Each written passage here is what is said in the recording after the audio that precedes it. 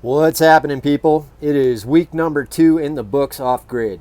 And I'm not going to lie, I'm super tired, I'm sore, and I'm ready for more. So, to this morning, not a day goes by without some kind of adventure. And today was not the exception. I had to go and check the driveway area to see if my wife could get out because she had an overnight work meeting. And being the self sufficient guy that I am, I drove the truck down there and I got stuck. And not only did I get stuck, but I got stuck down to the axle almost. So I had to call the neighbor with my tail between my legs and ask him to come down with his tractor and pull me out. Now, that neighbor did so without even skipping a beat. He was down there in 5 minutes, and not only did he help pull me out, but he decided to bring some gravel and spread it around down there to actually make the road better. And I'll tell you, it's amazing when you're fortunate enough to have good neighbors like that. But this goes back to the last video I was talking about, about being good to neighbors and really getting to know your neighbors, because he didn't have to do anything for me, and could have just said he was busy, could have not picked up the phone. He's retired, he's got things, he's got his life set. He doesn't really need me for anything. So, of course we're going to pay him and take care of him for that, because I would never take advantage of somebody for something like that. But it is amazing, and that was definitely the silver lining in my morning, because man, it sucks when you get stuck like that. And I was digging a shovel. I was out there digging with a shovel and wheelbarrow, trying to put rocks under my tires, and just stubborn. My ego took over. Didn't want to have to call somebody to come get me out. So you know how that goes. Sometimes you double down on a bad idea. So that being said, now I'm going to show you some highlights for our second week off grid. Here we go.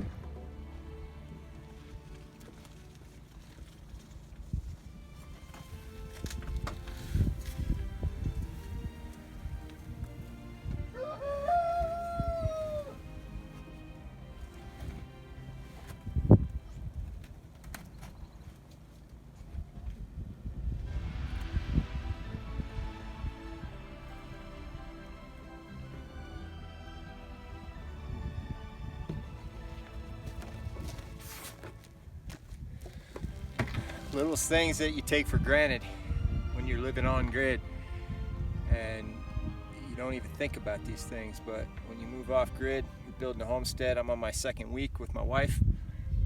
Everything, it matters. This is water, fresh water.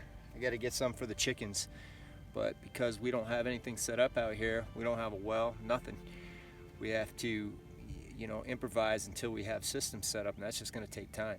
But in the meantime, that's how I get my water.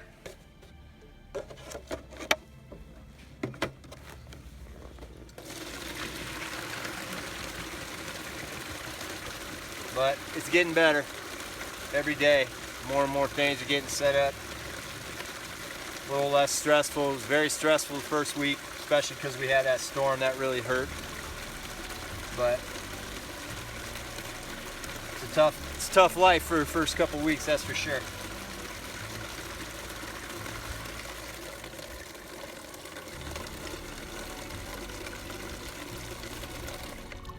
All right, there's chicken water. I gotta go walk it back. I found this works real well. If you don't have a adapter for this thing, you can just use one of these water containers here. Put it under here. It makes a nice little faucet. That's that. On to the next job.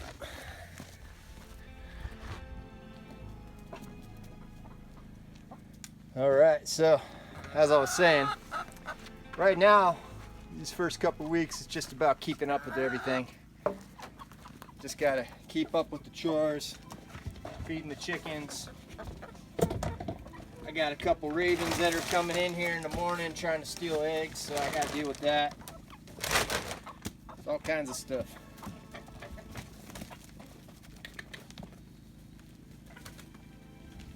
This became their feeding stone.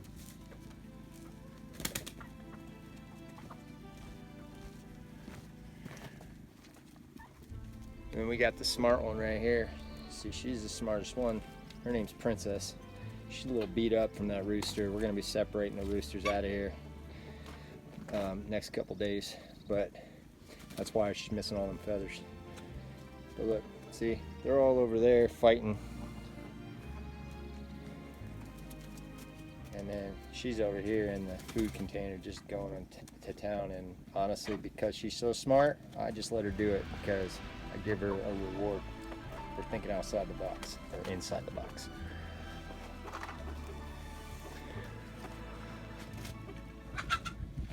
And at the end of a hard day, my wife makes us dinner as we sit out in the new property. And hopefully we don't get rained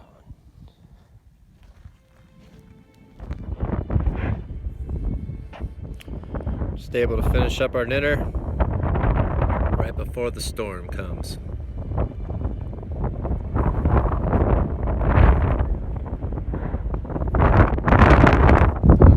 I have a nice sunset. To the left, we have a hurricane. And this is how the day has ended for us.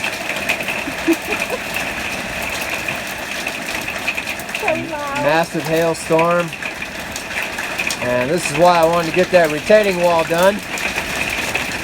So guess what? It's not high enough, so it's probably going to flood in there again. Teresa's computer got wet because the water was coming in so heavy. When I tried to open the door, the wind like kicked it so hard I almost broke my hand. So yeah, just like that, we were eating dinner and now we're sitting in the middle of a huge storm. And I had to go outside. Okay. So I'm out here at night after that storm and just put up this part of the retaining wall for the Kiva, and it was too little too late, but you know, it is flooded in here, but not near as bad as the last one. The last one, it was completely up to the top there of the ledge. It was like 3.5 feet of water. Now it's looks like it's less than a foot. And a lot of it could have actually just got in through the roof because we just had this torrential downpour. It was actually just nuts. So the water could easily have just come.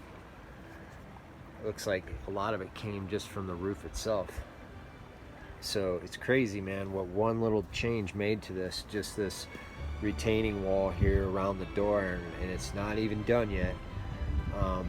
But once this is up all the way, and then we levee it outside here like we said earlier.